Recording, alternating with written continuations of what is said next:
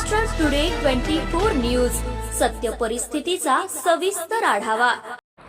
स्थानिक गुन्हे शाखेकडून 2 महिन्यांपासून फरार असलेला लैंगिक गुन्ह्यातील आरोपी अटक।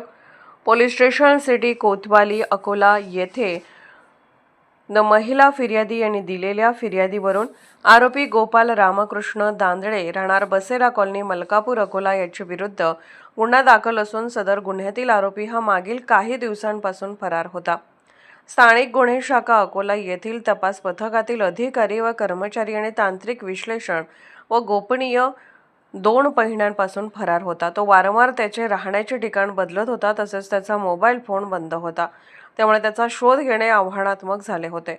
त्याबाबत पोलीस अधीक्षक यांनी पोलीस निरीक्षक स्थानिक गुन्हे शाखा यांना नमूद आरोपीचा शोध घेऊन अटक करण्याबाबत आदेशित केल्याने पोलीस निरीक्षक स्थानिक गुन्हे शाखा अकोला यांच्या मार्गदर्शनाखाली एक पथक तयार करण्यात आले।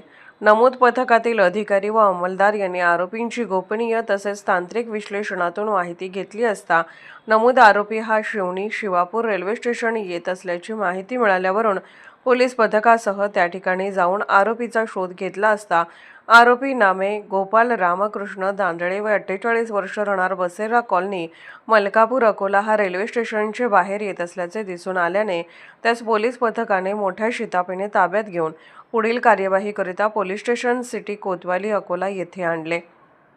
सदरची कार्यवाही ही माननीय पोलीस अधीक्षक श्री अर्चित चांडक साहेब, अपर पोलीस अधीक्षक बी चंद्रकांत रेड्डी साहेब, पोलीस निरीक्षक श्री शंकर शेळके यांच्या मार्गदर्शनाखाली सहाय्यक पोलीस निरीक्षक विजय चव्हाण, पोलीस उपनिरीक्षक गोपाल जाधव, पोलीस उपनिरीक्षक विष्णू बोडके, पोलीस अंमलदार वसीमुद्दीन, किशोर सोनोने, महेंद्र मलिये, रवींद्र खंडारे, खुशाल नेमाडे, पोलीस कॉन्स्टेबल स्वप्नील खेडकर, श्रीकांत पातोण, सतीश पवार यांनी केली आहे। महाराष्ट्र टुडे मराठीसाठी समीर खान, अकोला।